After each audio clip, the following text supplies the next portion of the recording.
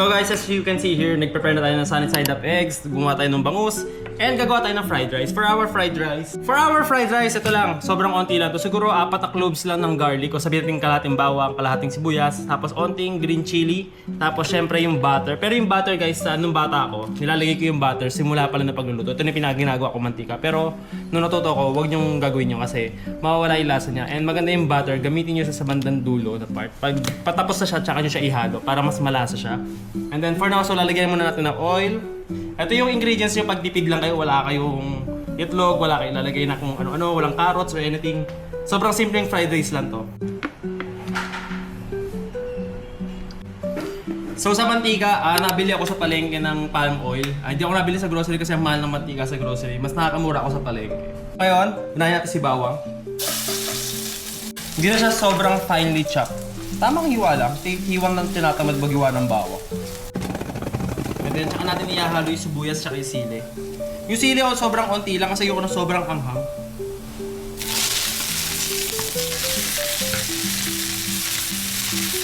Turog yun ng kamay, mas madali siyang hiwain.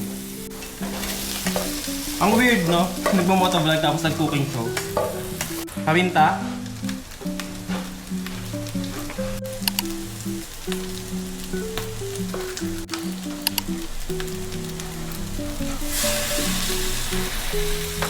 So sa amin sa barko, kung wala ka kunyaring MSG, wala ka magic sarap kasi sa ibang bansa yun, syempre ayaw nila nung may mga preservatives. Pero hindi naman gano'ng kasama yung mga magic sarap or MSG, mga Ajinomoto. Wag lang sobra, lahat ng sobra masama. So ginagamit namin dito chicken powder. Pero di na ako naglagay. Alam niyo, yung chicken powder na ginagamit sa tinola. So yun yung isa na ginagamit namin dito. Pero actually, isa sa mga magpapasarap nito, ito. Yung Knorr seasoning na liquid seasoning kasi masyadong malasa to pero may mga MSG na to eh. Kaya ganun ka siya katapang eh. Pag nabasa nga yung, pag nalagyan nga yung kamay niyo nito, sobrang kapit sa kamay ng amoy nito eh. Ganito lang karami. Actually, isa pa. Madami pala yung kanin ko. Ganyan. So para ano siya, 2 tablespoon mga ganun. Hindi ko na nilagyan ng itlog, ng carrots, ng celery. Sobrang simple lang itong fried rice na to. So kakain muna ako ng breakfast guys. So guys, alis na tayo. Punta tayo Robinson. Di na pala ako nakapag-joyride. At nito sasotin natin yung cracks na binili natin sa previous vlog. Kasi umuulan. Tapos ito yung ginawa ko sa GoPro natin para makapag-vlog kahit nag-aambon-ambon. Tinakpan ko siya ng gel, silicone gel. Nalaman ko to kay Ridgon. Kaya maraming salamat paring Ridgon. Isang motovlogger din yun. So, ito, kasama natin si Mimi Dong. Punta tayo ng Robinson Ermita sa Manila. So, punta tayo ng Robinson. Mag-gym tayo. Tapos si Mimi Dong kasi may asikasuhin siya sa lisensya niya. Kailangan niya magpa-renew ng... Actually, nawala pala yung license ata niya. So, kailangan niya magpa-notaryo. Tapos may asikasuhin siya ron. So, tara! So guys, ayun na si Mimi Dong nasa tapat natin. Nagkakapote na pampalengke. Sakto na sa palengke rin siya. Ayun yung binili natin disposable na buy 5 take 5 sa previous vlog. Ilalagay ko ulit yung link yan pag gusto nyo bumili. And ayun, pupunta lang kami na Robinson. Since ito nga nag-uulan dahil may bagyo, di kami makapag-vlog. Di ako makapag-ride pa, di ako makapag-vlog. So samahan nyo lang kami sa mga lakad namin. Baka naboboard kayo at gusto nyo manood ng mga content natin. Kaya nagagawa na lang ako ng mga random vlogs katulad ito. Parang another day in a life. Let's go, Mimi Dong. So ito nga, gamit natin si PCX160 ngayon kasi dapat babiyahe tayo kanina ng umaga for joyride. Pero mamaya magpapalit tayo ng motor, baka gamitin natin si ADB160 kasi may kakabit tayo sa kanya na in-order natin from Shopee. Ewan ko guys, gusto ko talaga siya maging adventure touring look. So may mga binibili pa akong accessories sa kanya. So paunti-unti, kasi nagtitingin din ako sa Facebook ng ibang naka ADB160. Tinitignan ko yung mga setup nila. So para hindi tayo magsayang ng pera, inuunti-unti ko siya. Tsaka tinitignan ko muna sa iba kung babagay ba. Ang dami ko nakikita sa ADB160 na mga nagpapalitan ng mga visor nila. May visor na rin ako nakita na gusto ko. Kaso bago-bago pa kasi yung visor natin, sayang naman, tapos papalitan agad natin. And since maganda naman sa akin yung para sa akin transparent, pero may nakita ako na smoke, medyo mas maganda siya. Pag sobrang gasgas na yung visor natin dahil sa mga talsik ng bato, tsaka na tayo magpalit para masulit. Sayang naman yung binayad natin na 170,000, di ba, kasama yun sa package ng ADB160. Nandito tayo sa may Quirino Avenue at nakapamalengke tayo. Ang gawa na maulan. Pero actually guys, hindi pa ganun kalakas yung ulan para sa bagyo na pinost dun sa Philippine Weather something na ganyan. May application din akong dinownload. Ito lalagay ko yun sa picture. Nalimutan ko yung name ng application. Windy ata, windy.com. Kasi since nga may mga subscribers ride tayo na ginagawa and kailangan ko talaga maobserbahan yung panahon para sa kaligtasan natin at ng mga kasama natin sa biyahe. Siyempre kung maulan, sabi ko naman sa subscribers ride, pag maulan talagang i-move natin yung lakad. Di ko ipipilit yon kasi next week na po ang ating episode 6 subscribers ride papuntang Baler. Excited ako dyan guys. Balikan yan, so kailangan talaga ng matinding pahinga dyan. Pero hindi naman siya ganun nakakapagod kasi kung kukumpara mo sa Baguio, mas malayo pa rin yung pumunta kami ng Baguio kaysa sa gagawin na Baler Balikan ride. So sa mga bago po sa channel natin, welcome po. Pasensya na, hindi ko kayo mabigyan ng magandang long ride kasi nga ito po yung panahon. So ayan, hindi sinuspende yung mga pasok ng mga bata. Hindi naman kasi ganun kalakasan yung ulan kahit may bagyo. More on, I think it's the hangin. So hindi naman ganun kalakas yung hangin din. Maulap kasi siya pero hindi siya ganun kalakas yung ulan. Ito rin nasa tapat natin, nakapamalengke, nakapote rin sila convenient kasi. Tapos ayun, nakakover naman yung bag, 'di ba? Pero mas okay pa rin yung mga ganito kakapal na suot natin kasi pag sobrang lakas talaga ng ulan, tapos mabilis yung andar nyo, napupunit din yan yung ganito kasi okay, convenient din, pero ang problema pag nawala yung ulan biglang mainit.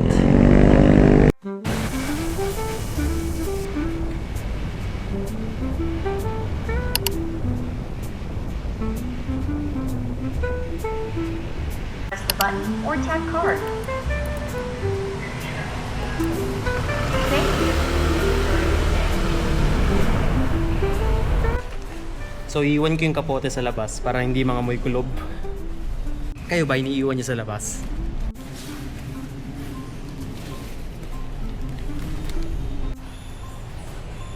Gamit na gamit ka agad.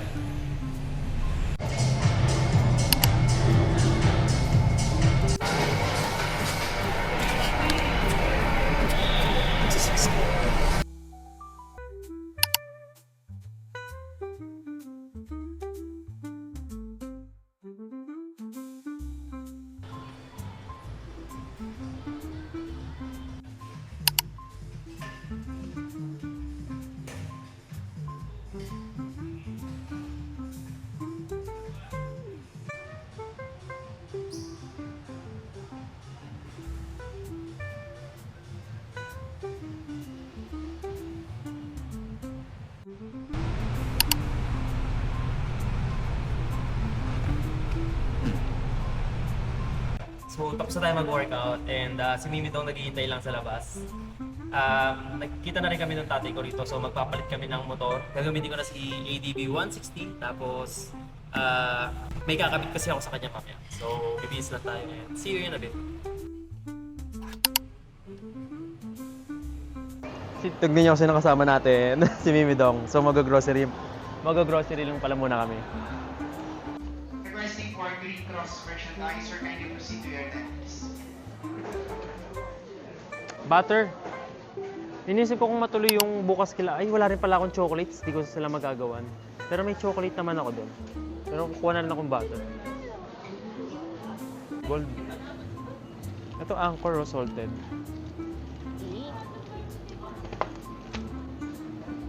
Okay ka na dyan?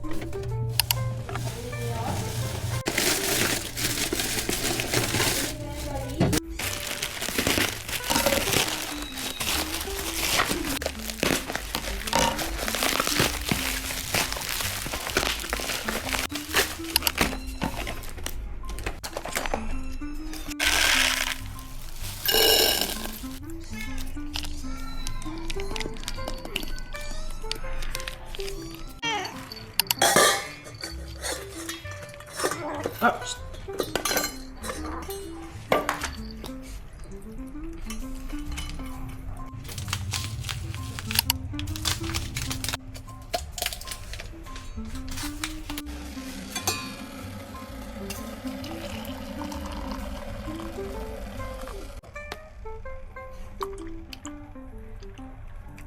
Good evening guys, and 8:30 na ng gabi. And ito, may kapilan tayo na tinimpla. Tapos may mango cake na galing sa magulang ko. Pinadala nila sa akin.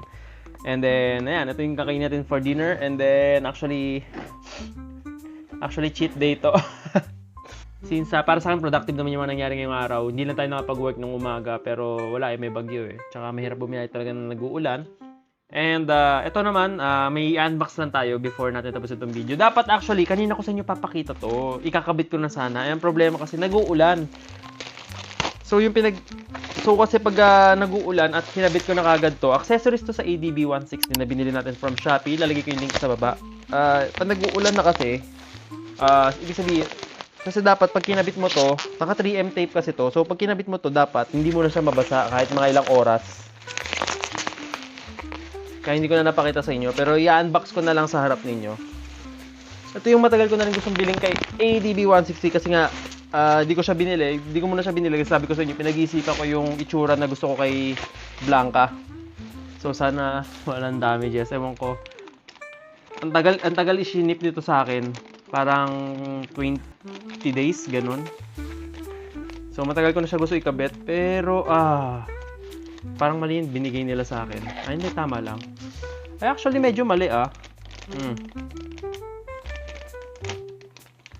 Well, mali yung binigay nila sa akin. So, kasi, ang binigay nila, carbon. Hindi naman ako humingi ng carbon. Pero, maganda naman yung nalabasan ng carbon. Sa gilid to ni ADB 160, nakakabit siyang ganyan ata, o... Yeah, ganito siya. So, abangan nyo lang sa next vlog ko. Papakita ko itsura nito pag nakakabit na kay ADB 160. Kita nyo naman, may 3M tape siya. Pero may mga nabasa ako na natutuklap. So, may gagawin tayo. So, nabasa ko kasi yung mga feedback ng mga bumili nito. Lagi kayo magbabasa ng mga feedback pag bibili kayo sa Shopee. Lalo na kung hindi kayo sigurado. So, natatanggal daw to. Mabilis daw matanggal. So, maglalagay pa tayo ng isang 3M tape na layer. Ba't kasi tinitipid sa 3M tape eh? Magkano lang naman 3M tape? Tayo na lang magkakabit. Share ko lang guys, may isa pang hack dito eh. Para mas kumapit yung ganito eh. Nagawa ko to dati sa chin mount ko eh. So yung isang hack dito, pag magkakabit kayo nito, maganda, sindihan nyo ng lighter.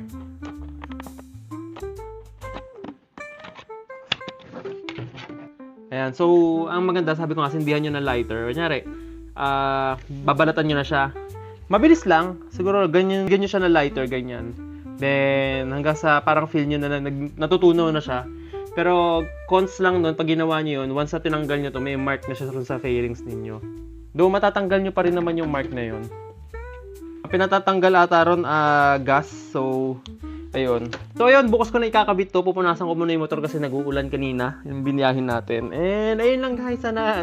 Sinare ko lang sa inyo yung araw ko kasi hindi pa tayo makapag-ride ng long ride. At yung next ride pa natin na malayuan, ayun pa yung sa Baler ride natin next week ng Sunday. Kasi puro bagyo yung nagdating. Hindi rin tayo makabiyahin ng malayo. Buti nga nakapagpunta pa tayo na nakaraan sa Angono Rizal kasama sila Jing. Nag-uulan na rin nun. So, yun lang guys for now. Sana nagustuhan niyo mga ganitong content. If gusto niyo pa ng mga ganitong content, please do comment down below. Gagawa pa ako tsaka ng mga gym workouts or gusto niyo i-share ko yun, just let me know. So, yun lang guys. O kaya mga pagluluto sa kusina, just let me know. So, yun lang guys. See you on the next content. Maraming salamat sa pagsama sa video na to. And kakain muna tayo at magdidikit nito bukas. So, good night guys. Ciao!